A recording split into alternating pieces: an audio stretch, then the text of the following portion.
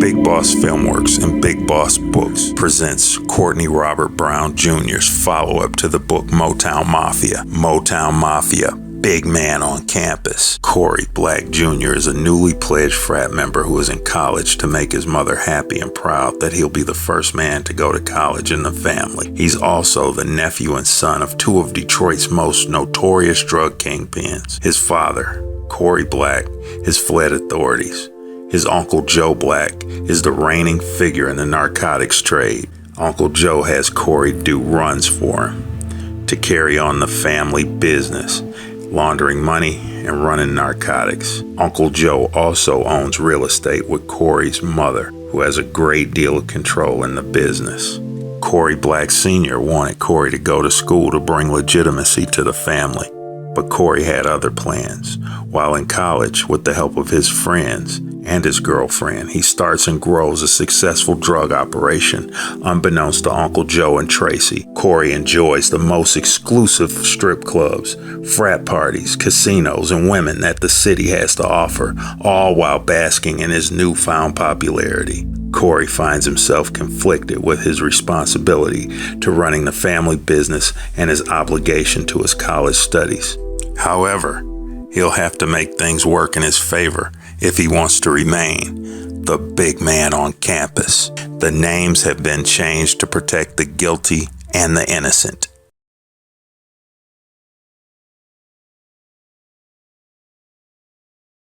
You know, he was like, oh, that's a pretty good story, Courtney. And he's like, but you know what the real story is? He's like, why did you let me in to my son's guest house? Facts. And why are we here in the same You could room? open the movie right there. Right. So we're throwing these names around. So his buddy, Ben Horowitz, who entertained him and us with the movie and who's his friend from college days, he's partners in something called Andreessen Horowitz. The other partner, Mark Andreessen, is who developed Netscape, the first important internet browser. Right. These people are billionaires. Multi-billionaires. They're along with Sequoia Capital and Andreessen Horowitz, those are the two most important venture capital firms in Silicon Valley. Period. Yeah. Period. That's a fact. And that's your buddy, and he walked us down the road with Motown Mafia degree, but that's your homeboy, and that's whose dad you were talking to. Right. So you opening a movie with you being led into the home of one of the most important venture capitalists on planet Earth, because he's your old friend, to check out your gangster story about your dad, that's more unique than even The Godfather than anything. Yeah, and his dad actually... There's more senators than there are Ben Horowitzes. Oh, way more. Way more. Way more. And there's 3 or 4 Ben Horowitzes and there's 100 senators. And just really a good guy. And just one of the few people, I will say this about Ben, though. I met a lot of smart people. But he's the kind of guy you talk to him about an hour, you realize he's smart on another level. On different kind of smart. Yeah, different kind of smart. Different kind of smart. But yeah, so American Gangster had just come out. And Ovitz, when he was talking to his friends at the studios, come back and said, you got 2 problems. 1, the budget that this movie would be. 2, they just made the movie. And it was it made me mad, but it made me give me more understanding. He said, Courtney, you say, and I say maybe, this is different than the Frank Lucas. But it's people are in Iowa that it's Saturday afternoon, they just want to see a movie. How many black gangster movies from the 70s they're going to see? We did 1. That's what they said. You'll see 1. They said and it was a good movie, they'll just watch that one again. We've already done the 1970s Kingpin story. And the funny thing was the time frame they gave us, come back in 10 years. Well, it's been 10 years. And now, Will Smith. Yeah, right. Yeah. So we supposed to wait another 10? No, but there's no platform. The landscape has changed, baby. There was no Apple TV then. There was no Hulu. Tubi. Epics. YouTube, Facebook. None of that. To show you how...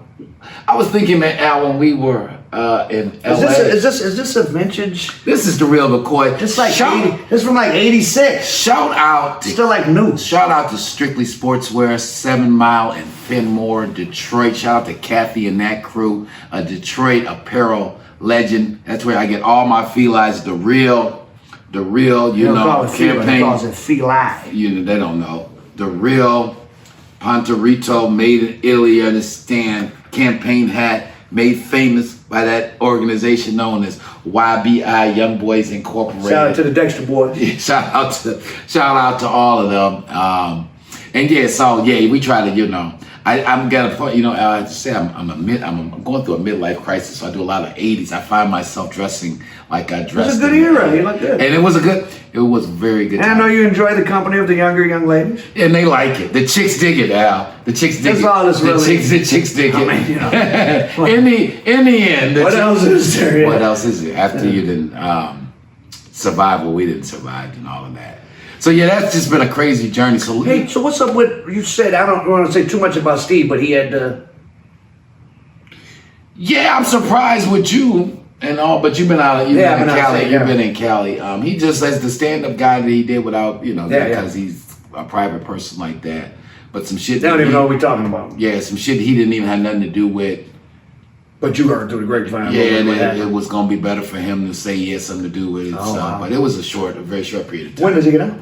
I think maybe like now, like this week, next month, something like that. Oh, reach out to him, huh? Yeah. Because I got a little light coming home present for him. Yeah, he's just a straight, really stand-up guy. He is. No, he's very, very intelligent, solid guy. Yeah. So. How long was he? Like 2 years or so? Yeah, like 18 months. Shit. Oh well. Could be worse. Definitely. Could be worse. Definitely could. And it would have been for the other person had he not been. He had been at his job a long time and stuff. I don't know what. But the thing that I think he's got going for him, his name is so good around this town, in all circles, above, in the streets, out of the streets. People like him because people recognize him. Yeah, he's a good person. He's just a good person, so he'll bounce back and get back on his feet real quick. And his family's done well, in the professional world. Believe me, I know. Yeah, so he's good. Good. Yeah. Good. How's your dad doing? Dad's good. Turned 82 a few months ago in February. Right. So, this whole thing just fascinates him still. Shout out to hashtag Mr. Big Brown. To the field marshal, the professor, that guy,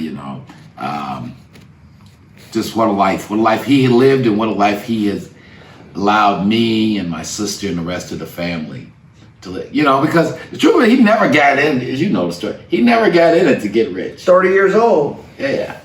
I was thinking if we get a chance to do it on a big level, I would open it with that scene. So his father was worked up to about 30 driving a Detroit City bus.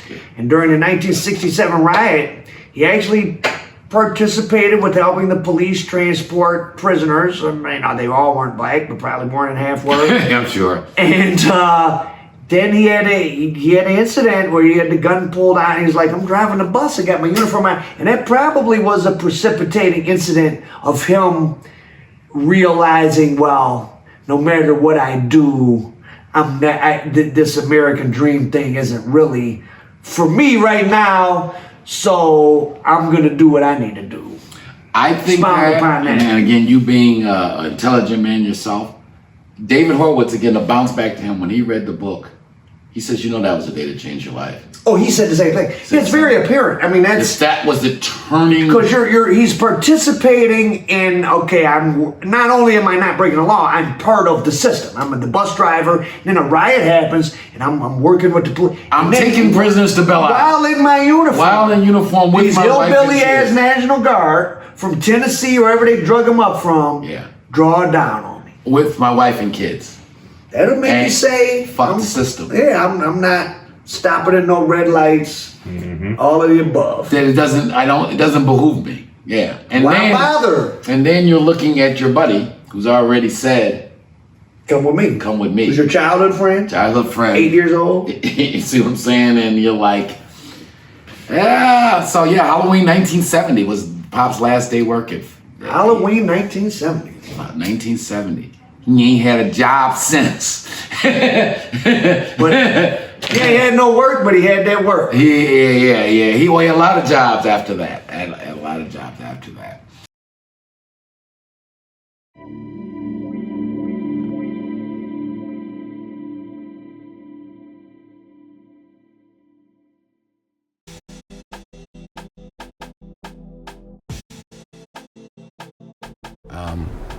It was just time to really tell a great untold Detroit story, because it kind of covers Detroit at its zenith. Very interesting story. We decided that we were going to make a movie All right, Rich Rossi with you with Motown Mafia. I'm with Courtney. Louis Stevens, Courtney Brown. Courtney Brown Jr. And Alan Al Prophet Bradley. And this is an entrepreneurial, inspirational story too, because again, you know, I'm a real estate retail guy. You know, that's what my skill set is. But I'm a businessman, so I was like, you know, we're gonna do it. You know, sometimes when you got a dream, you won't have all the answers on how you're gonna do what you're gonna do.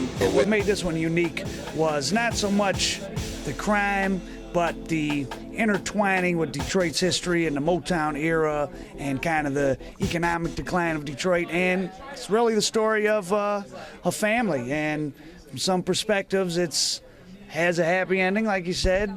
For others, it didn't have a happy ending. Right.